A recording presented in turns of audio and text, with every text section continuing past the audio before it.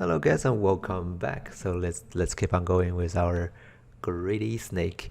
And now we have the tail, right? We have the dead zone and tail is based on that. We can make the tail now move to the head. To do that, we need to know how many tails do we created, right? How many tails do we have for the head? To do that, we can have a variable to contain that information. So back here to our snakehead.h, we can create another private variable. Right? If it's possible, make them private, right?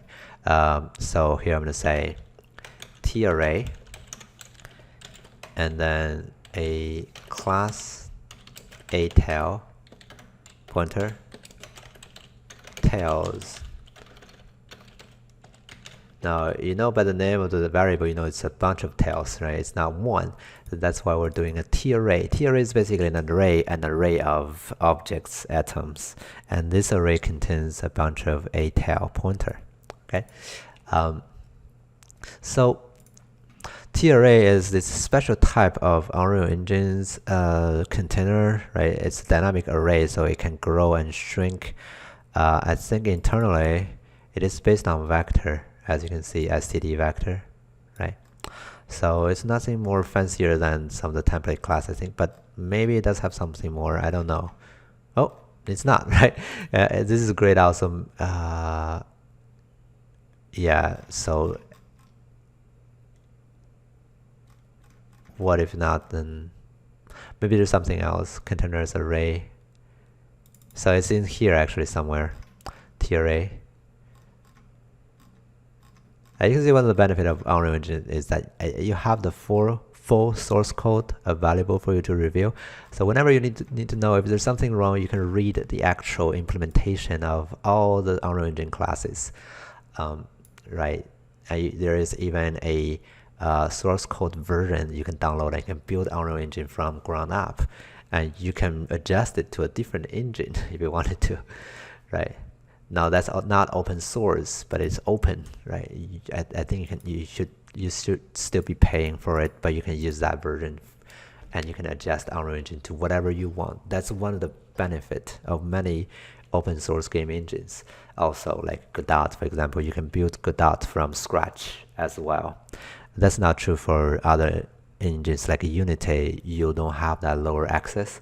You could maybe talk with them privately to get a C++ version, but for common users, all you have is just the upper layer C# scripting interface, right? That will be difficult to work with sometimes when you hit something that's you don't know what's going on, and it's maybe some bug underneath. You're out of luck, right? What's worse is that that's not possible. But if Unity technology goes out of business, then you're done. You're locked to that version of Unity, and it's never going to be updated because you don't have access to the source code. Okay. Anyway, so let's go ahead and start doing our. Let me go to the snakehead, right? So this is like a container. It contains a sequence or a list of tails, right? Now we can add things to the list, we can remove things from the list, and we can access something in the list through its index. So for everything that you have in this t_array list, in this tails variable, they're going to be of the type a tail pointer. And every a tail pointer has an index. The first one will have an index value of 0, and second one will be 1. So it's sequential, right? So the first atom in this list will be having a index value of 0. Next one will be having 1, and the next one will be having 2. So keep on going, right, like that. And you will see how this works. Now what we do is we can say tails. Oh, of course we need to check if this new tail does exist, because this could fail for some reason, but it's just safer to check it before we do anything with it. So if new tail, then we can say tails dot add and then new tail, and that's going to be pulling the new tail we spawned by eating fruit to the tails array, right? Okay. Now back here in the moving section, which is underneath our tick, right? We're only adding the word offset for the head. Of course, the tails are not following with us. So now we can move on to actually move the tail, right? Okay. So I'm going to create a variable called f vector.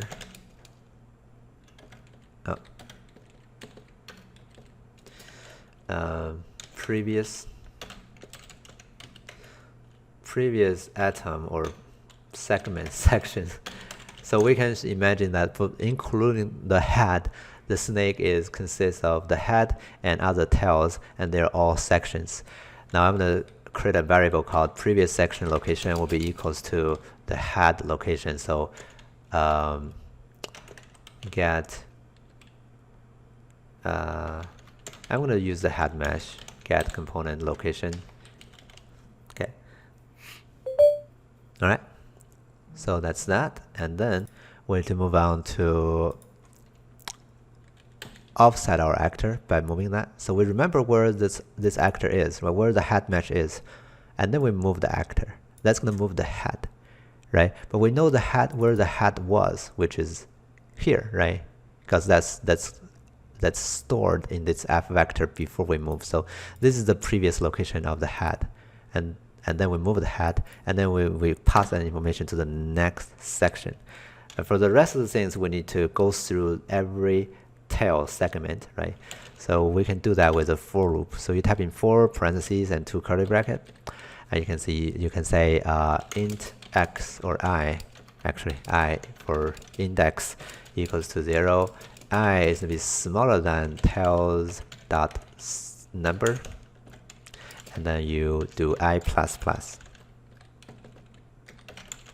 Okay, so what we're doing here is we're incrementing. We're doing a for loop. Now, if you never know for loop is, let me just try to explain this. So, for loop has 3 statements. The first statement is we create a variable called integer, right? And second statement is that we're checking the integer against something to check if this is true or false. Okay, if it's true, then the for loop will be keep looping.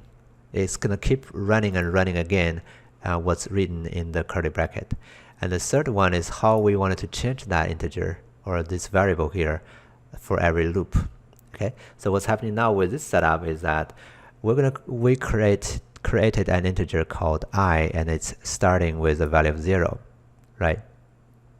Now immediately it's going to check if 0 is, or I, right? 0 is smaller than tails dot number. That's how much atom tails have, or how many tails do we have, right? So 0, of course, will be, if we have tails, right, then 0 will be smaller than this number, because this number then has to be something bigger than 0, right? Then this will be true, right? If this is true, then the for loop is happy, and it's going to run what's in the curly bracket. Okay.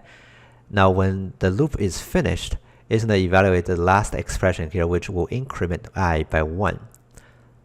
So that will make I changing from 0 to 1. Now again, after that, it's going to re-evaluate this before moving on to the next loop. It's going to check, okay, I is 1 now. Is it still smaller than the number, right? Let's say we have 10 tails, then the number will be 10.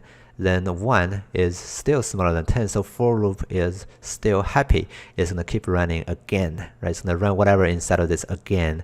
And then that's when I will be incremented one more time at the end of the for loop here, right? And then I will become 2 now. Now 2 will be compared again with 10. Now again, 2 is still smaller than 10, right? So this will go again. And until I reaches to 9. When I is 9, 9 is still smaller than 10. So this will go over one more time.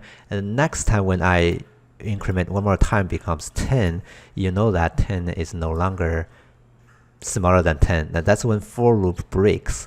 And then it's going to stop, and it's going to start jumping out and to run whatever after the for loop. So whatever in here, right? So that's how for loop works. Now, the reason we do I smaller than tails dot number is because I started with 0. So first one is 0, second one is 1, so the 10th one is 9, right? And then the next one when I becomes 10, that's when we want to break. So that will go exactly 0 to 9, which are 10 elements, right? And that's what's going on, and that's why we started with 0. And that's also the reason we started with 0. That's because for an T array, the index of the first atom is 0, and next one will be 1. So this is a 1-to-1 match to the indices of those atoms in tails.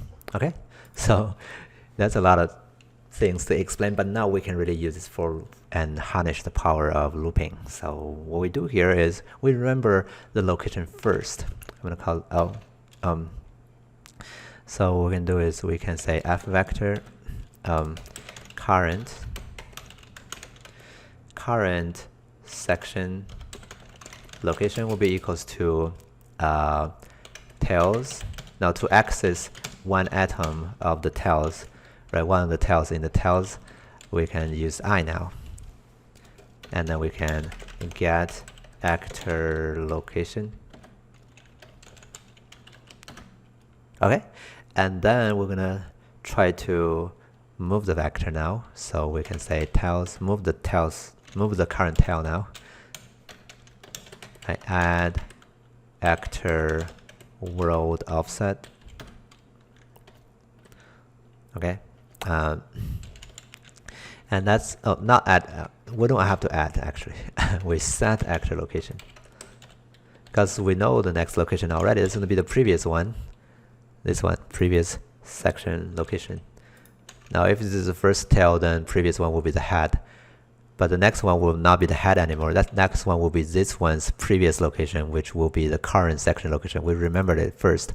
We move it, and then for the previous location, we update it to the location we remembered before we move for the next one, basically. So that's the whole logic. It's not very long, but it may take you to think about what's going on here before you can understand it. But basically, we remember the previous one's location, or when we're running on any segment, right, we remember its location here first, right? And then we set this one's location to the previous one's location. Now for the next one to do it again, then the previous location will no longer be this previous location anymore, right? That's the previous one for this one. Next one's previous one's location will be this one's location before move. So that's why we need to remember that and pass that over to the previous section location. Okay, so I'm going to save that, and then let's go back here to the editor and compile this one more time.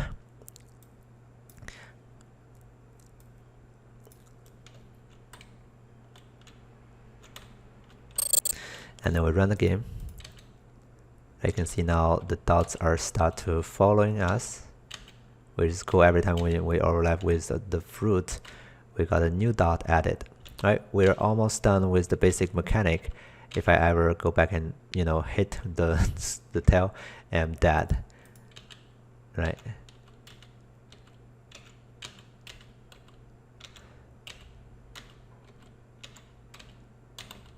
Yeah, you can see now I'm dead here. Okay, so whenever you turn back or you hit yourself, somehow you will be dead. Okay, so this will be another section, right? We have the tails now almost all working. So the next one will be, I think we're almost done. We just need to set up like an UI to show the score. We need to automatically generate, when we eat one fruit, we'll have to spawn another one. So let's do those things. I think we can do the fruit respawn next. Okay, let's do that in the next video.